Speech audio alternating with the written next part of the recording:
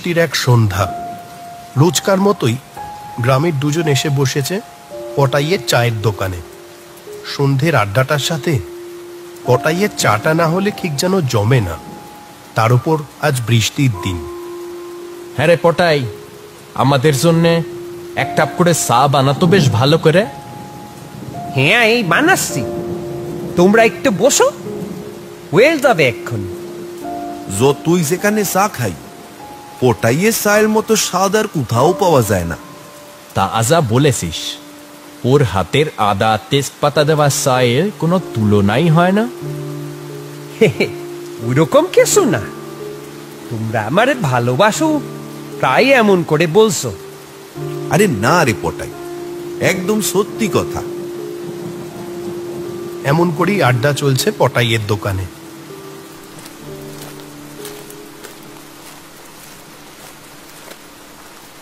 আরে ওই তো মাস্টার মশাই আসছে। ও মাস্টার মশাই, আসেন আসেন, এদিকে আসেন। আচ্ছা, তোমরা এখানেই আছো? হ্যাঁ, আমরা সবাই এখানেই আসি আজ। বৃষ্টির সন্ধ্যা, আর এমন দিনে পটাইয়ের হাতে চা, আর সবাই মিলে জমিয়ে আড্ডা, এই না হলে কে চলে নাকি? পটাই, মাস্টার মশাইয়ের জন্যও এক কাপ চা বানা, সবাই একসাথে খাবো।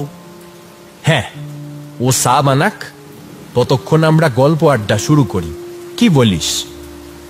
আচ্ছা মাস্টার মশাই, আপনি তো কত সুন্দর ভূতের গল্প লেখেন। আগের মাসে আপনার যে ভূতের বইটা দেবেন, আমার ছেলেকে কিনে দিয়েছিলাম তো, ছেলের তো ভীষণ পছন্দ। তাই নাকি? আগে হ্যাঁ মাস্টার মশাই, তাহলে আর বলছি কি। আচ্ছা, আপনি নিজের জীবনে সত্যি সত্যি কোনোদিন ভূত দেখেছেন? হ্যাঁ হ্যাঁ, বলেন, দেখেছেন? ভূত? হ্যাঁ, দেখেছি। দেখেছেন? তা বলুন না সেই গল্প। এই বৃষ্টির মধ্যে ভূতের গল্প শুনতে দারুণ লাগবে। বেশ অনেক বছর আগে আমি সত্যি সত্যি এক ভূতের খপ্পরে পড়েছিলাম। তারপর সেখান থেকে যেভাবে বেঁচে ফিরেছিলাম, সেও এক অদ্ভুত গল্প। সেই গল্পই বলি তোমাদের আজ। তবে শোনো।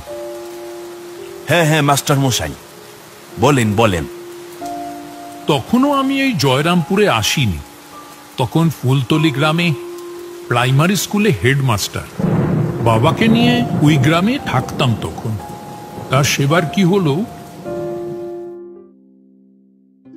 নরেনকে সে কবে চিঠি পাঠিয়েছি, সে তো এখনো কোনো চিঠি পাঠালো না। এতদিন তো দেরি করে না চিঠির উত্তর দিতে। আজ ক বছর হয়ে গেল ওর সাথে যোগাযোগ করিস না কোনো? মন খারাপ করেছে হয়তো। ক বছর কই, এই তো বছর 2 আগে নরেনের বিয়েতে খেয়ে এলাম। হ্যাঁ, তারপর থেকে আর যোগাযোগ বা দেখা সাক্ষাৎ হয়নি। তাই বলে চিঠির উত্তর দেবে না? ও তো আমার সেই ছোটবেলার বন্ধু। আমি ভাবছি কি, একবার বাদলপুর গ্রামে নরেনের কাছ থেকে ঘুরেই আসি। সেই অতদিন আগে গেছিলি, রাস্তাঘাট ঠিক মতো চিনতে পারবি তো? তা পারবো না, ছোটবেলা থেকে তো এইখানেই কাটালাম কতগুলো বছর। তা তো ঠিক, অনেক কটা বছর ওখানে চাকরি করেছিলাম, তারপর তো এখানে চলে এলাম। ঠিক আছে, তোর যখন মন চেয়েছে যা ঘুরে আয়। হ্যাঁ, কালই বেরিয়ে পড়ি। তবে যত বাদলপুরের দিকে এগোতে লাগলাম, ছোটবেলার সব স্মৃতিগুলো যেন মনে ভিড় করে আসতে লাগলো। ক বছর আগেও তো এসেছিলাম নরেনের বাড়ি, কিন্তু কই, তখন তো এমন কিছু মনে হয়নি। তাহলে এবার কেন মনে হচ্ছে বারবার? বাদলপুরে যখন এসে পৌঁছালাম, তখন সন্ধে পেরিয়ে রাত ঘনিয়ে এসেছে প্রায়। স্টেশন থেকে নেমে একটাও রিক্সা চোখে পড়ল না। এই জায়গাটা একই রকম রয়ে গেল। সন্ধে পেরোলেই আর কিছু পাওয়া যায় না। আর দাঁড়িয়ে না থেকে হাঁটা শুরু করলাম। পথে একটা মিষ্টির দোকান চোখে পড়ল। ভাবলাম ভালোই হলো, এতদিন বাদে যাচ্ছি, একটু মিষ্টি নিয়ে যাই নরেনের বাড়ির জন্য। হ্যাঁ বউ, তোমার দোকানের মিষ্টি কি সব শেষ নাকি? আগে হ্যাঁ বাবু, আজকে সব শেষ। পথঘাট ফাঁকা হয়ে গেছে, আর তো কেউ আসবে না। আমি ওই দোকান বন্ধ করবো এক্ষুনি। যা, ভাবলাম একটু মিষ্টি নিয়ে যাব, এতদিন বাদে যাচ্ছি।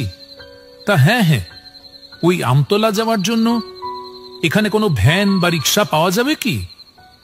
না বাবু, এখন তো আর কিছুই পাবেন না। এখন তো এখান থেকে হেঁটেই যেতে হবে, এ সারা তো আর কোনো উপায় নেই। আচ্ছা, ওই গ্রামের শ্মশানের দিক থেকে একটা পথ ছিল না, যেটা দিয়ে তাড়াতাড়ি পৌঁছে যাওয়া যায়?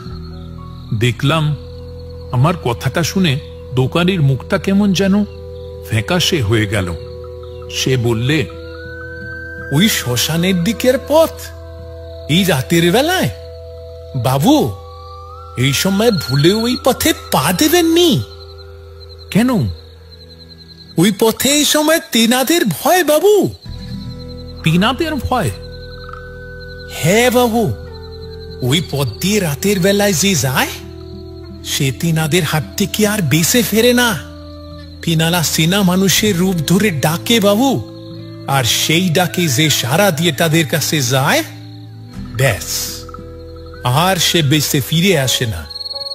কি সব বলছো হে? আপনার বিশ্বাস করার হলে আপনি করেন বাবু, না করার হলে করেন না। আমার বলা, আমি বললাম। আমার দেরি হয়ে যাচ্ছে বাবু, দোকান বন্ধ করে বাড়ি ফিরতে হবে আমায়। চলে এলাম দোকানের সামনে থেকে, আর আমতলার দিকে হাঁটতে শুরু করলাম। কিছুটা পথ হাঁটতেই চোখে পড়ল সেই পথ যেটা শ্মশানের দিকে চলে গেছে।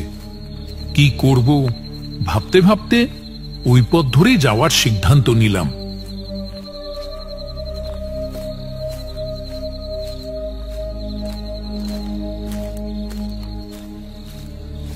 এ কথা সে কথা ভাবতে ভাবতেই কখন যেন শ্মশানের কাছে চলে এলাম। ওই সামনে দেখা যাচ্ছে শ্মশান, চারিপাশ অন্ধকারে ঢাকা, উড়ে আছে চিতা, আর ভেসে আসছেন কিছু অদ্ভুত আওয়াজ। কাটা মুহূর্তের ভিতরেই যেন শিরশির করে উঠল। শিবু, আমার খুব কষ্ট হচ্ছে, একটু আমার কাছে আসবি? আয় আমার কাছে। এ কি? এ তো নরেনের আওয়াজ। নরেন এখানে কি করছে?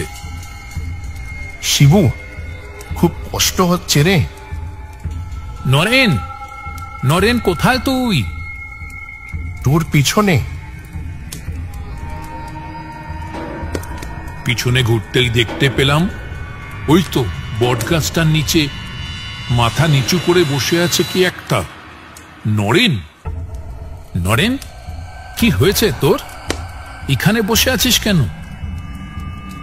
কোনো উত্তর আসে না এবার। নরেন, কি রে, এখানে বসে আছিস কেন এভাবে?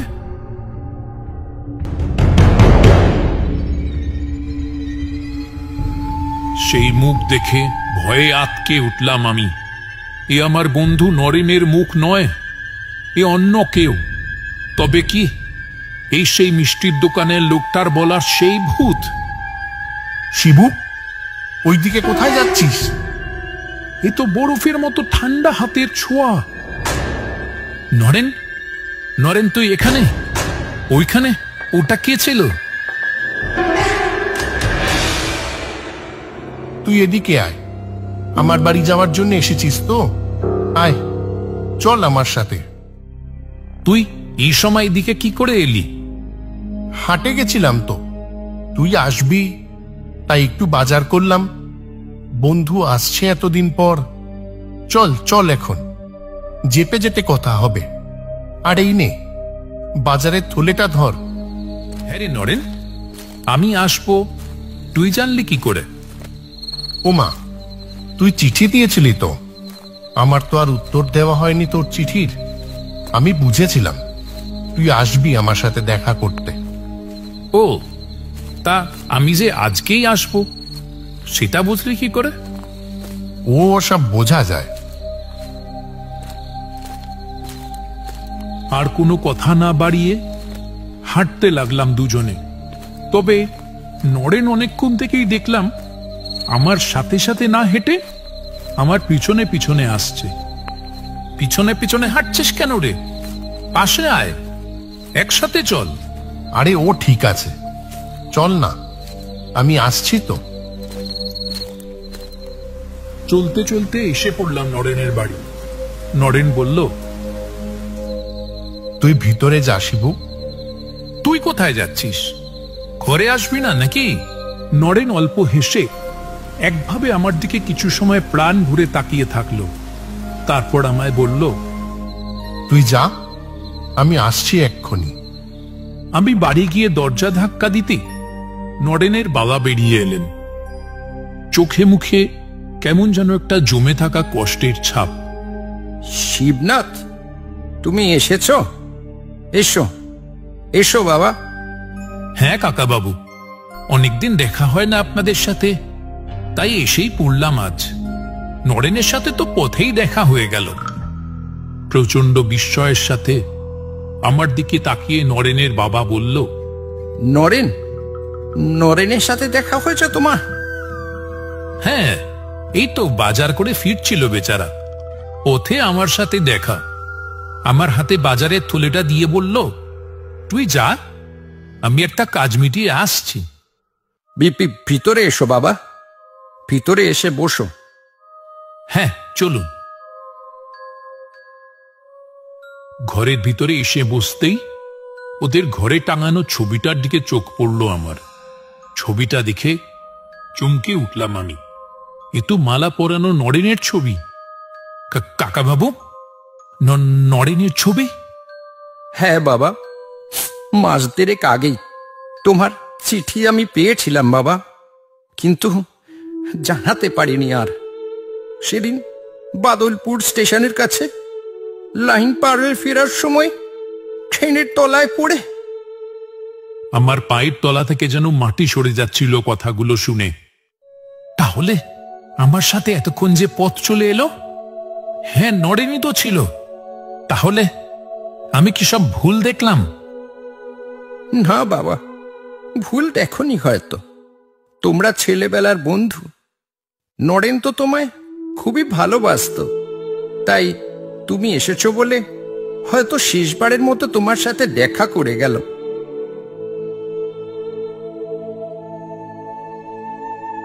সাথে সাথে দেখতে পেলাম জানলার পাশ দিয়ে একটা কালো ছায়া মূর্তি যেন সরে গেল। শিবনাথ মাস্টারের মুখ থেকে সব ঘটনা শুনে সেই চায়ের দোকানে উপস্থিত কারোর মুখ থেকে আর কোনো কথা বেরোলো না। এরকম একটা গল্প শুনে সব ভাষা যেন তারা হারিয়ে ফেলেছে। ওই দিক থেকে পটাই বলে উঠল, দাদারা, এই যে তোমাদের সবার চা তৈরি, নাও, খেয়ে নাও।